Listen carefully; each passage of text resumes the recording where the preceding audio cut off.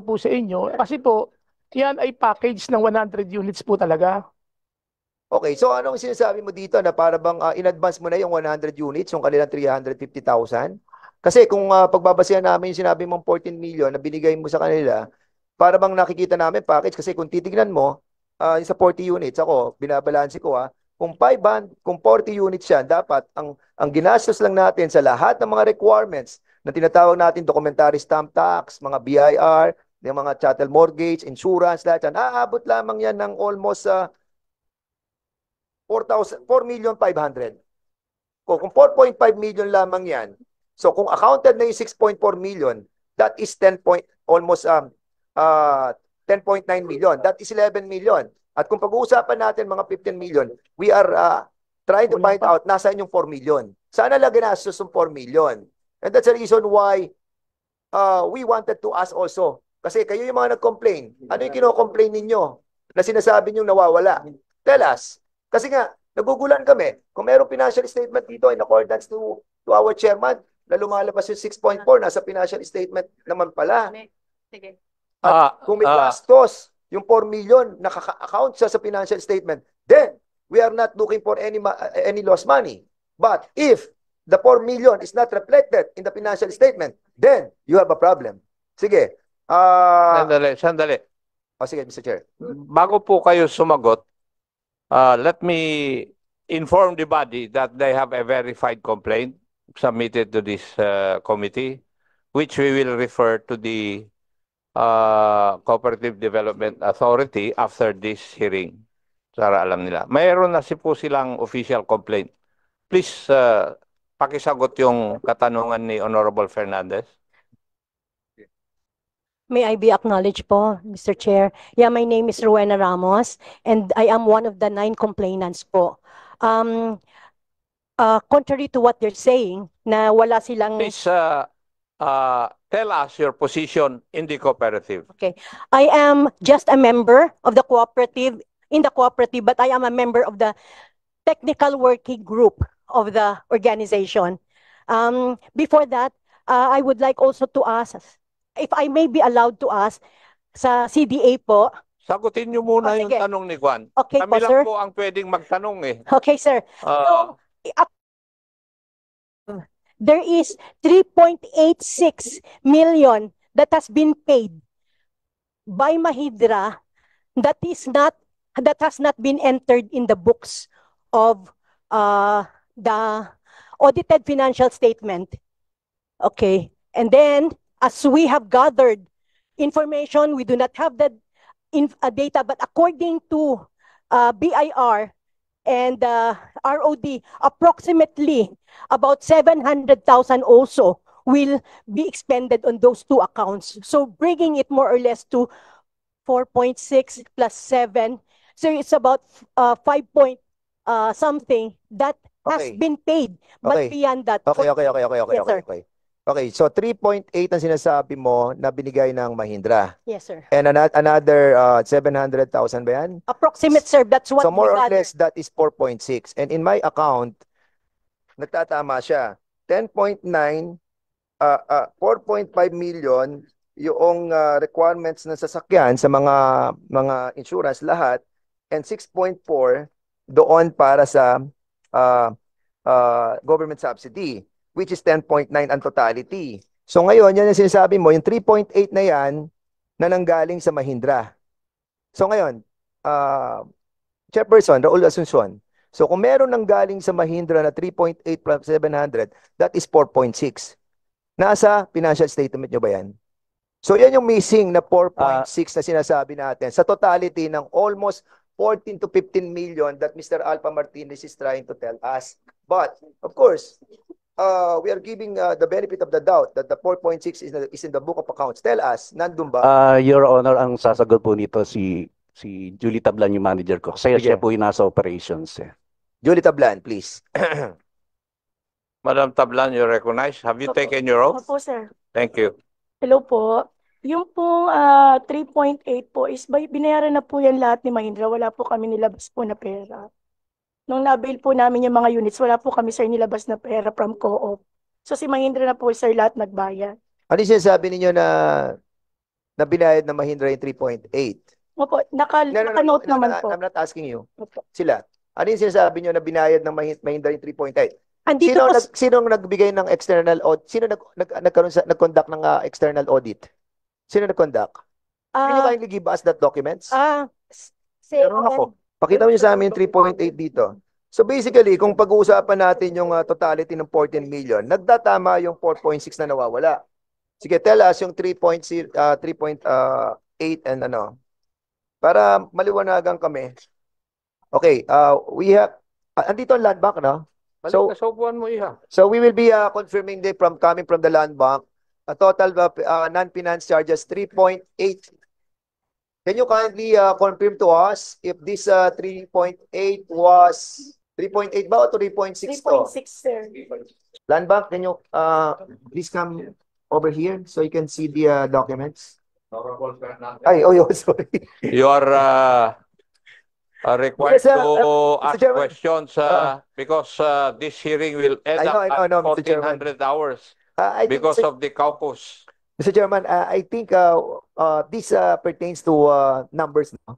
And issuing of checks by the land bank, by the address to the insurance or the different entities pertaining to the requirements of the purchase of the procurement of the vehicles. We need to reconcile, no? Kaya, well, basically, ang binabanggit dito ng nila Julie Tablan, wala yung 3.8. Hindi nag-reflect ang 3.8 dyan. 3.6 na sinasabi dito ng land bank na inisyo nila. So, well, it's a matter that we need to find out, ano? Kasi yun yung missing link, ano? Yung 4.6 million, no? I think sila BOD, member pala. So, kung wala sa kanila at sinasabi nyo na rito, so, who's telling the truth? Your Honor, magtuturuan yan. Correct. So we can decide who Sige, would be okay. telling the truth. Okay, so I think Mr. Chairman, I think we need to study this further, no. I cannot really comprehend kung coming from those people, tong 3.6 and the financial statement that they have submitted to you, but I haven't got a copy yet. So I think I need to balance the documents first, no. Para mapag-aralan natin kung yung veracity ng kanilang allegation. And you have, di ba? Unless you have proven to us that you have evidences to support your claim. Yes, Your Honor.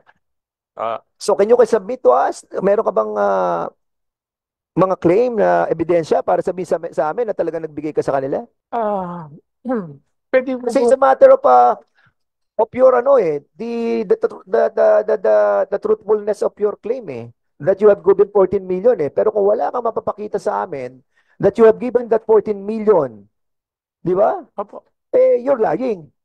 Mr. Chair, sigit lang.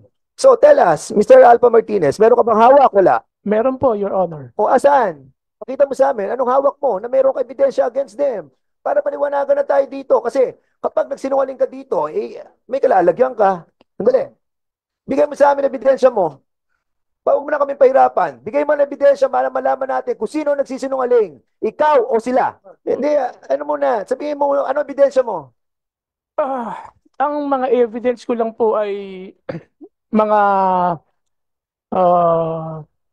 text message or para pong messenger na tinulong po ng Mahindra yan sa Sige. ating Sandali. cooperative. I think we have a representative of Mahindra present today. Meron ba? Siguro yun ang tanungin mo kung talagang nagbigay sila ng ng pera kay Mr. Yes, Martinez. we will be asking them, Mr. Chairman, but I wanted to find out muna yung ebidensya na sinasabi mong text. Kung meron kang text, show it to us. Anong text na sinasabi mo na meron kang ebidensya against them? You have?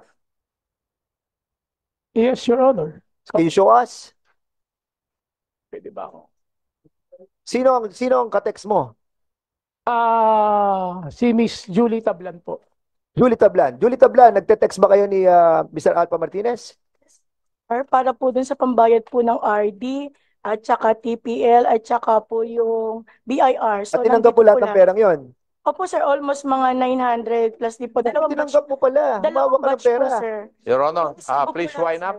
Oh, so Your kung time is up. okay. So kung humawa ka ng pera, ibig sabihin tumanggap ka kay Alpha Martinez. Opo sir, pambayad po dito kasi kami po dapat na magbayad Ano daw po kanina dito. sinasabi nyo, wala kayong nahawakan ng pera, Mahindra na nagdediretso ng pera, papunta ng mga babayaran. Sir, But in here, hinawakan mo pera. kasama ko rin po sir ang land bank dahil nga po pambayad po namin dito sa Correct, mga but RD. tumanggap ka kay Alpha Martinez. Is that correct? Opo sir, kasi nga po Yes, pambayad tumanggap po. ka. Ilang beses ka tumanggap? Sir, twice lang po pambayad Magkano? po sa resibo. Almost 980 po sir. O base meron sa kayo resibo. tinanggap? Pero sir, may resibo po lahat. May resibo? Opo. Pakita mo sa amin. Alpha. Okay. Merong resibo. Saka na lang iya. Maupo ka lang muna dyan. Merong resibo na pinapakita sila. Kung 14 million na ina-allege mo na binigay mo sa kanila, how can you prove to us that this is more than what is needed by these people?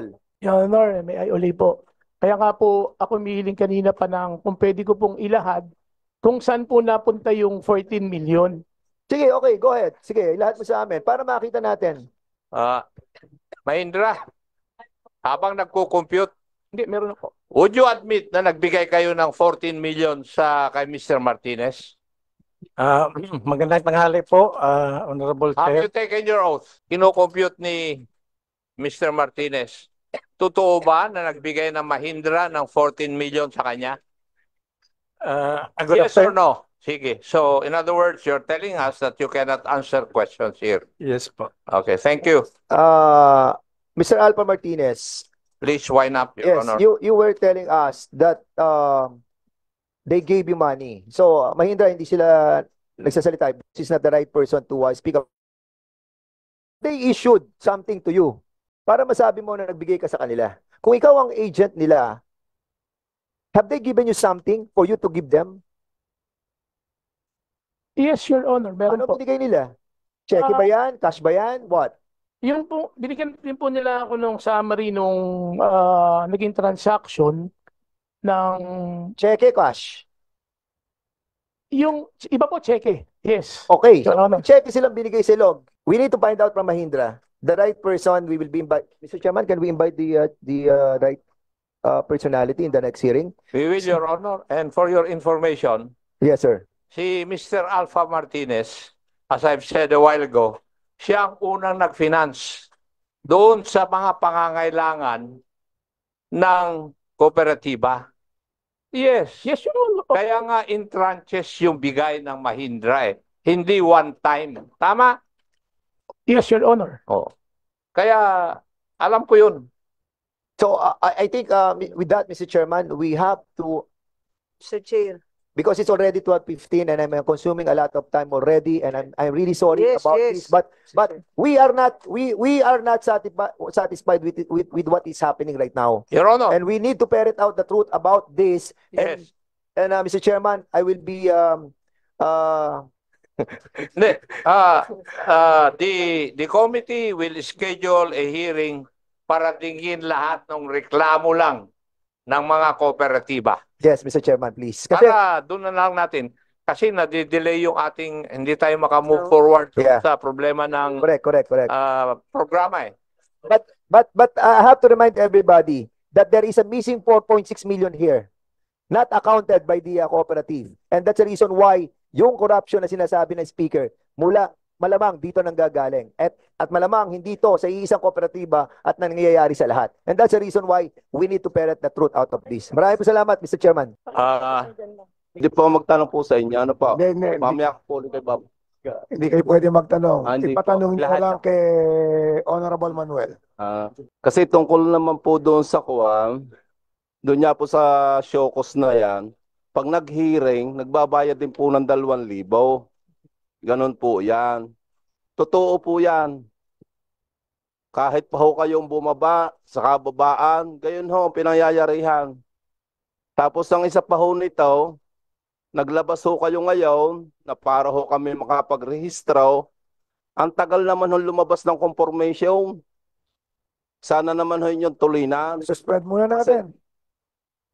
Oo. Kasi ho, baka ho, bago lumabas ang confirmation, Mayo na ho.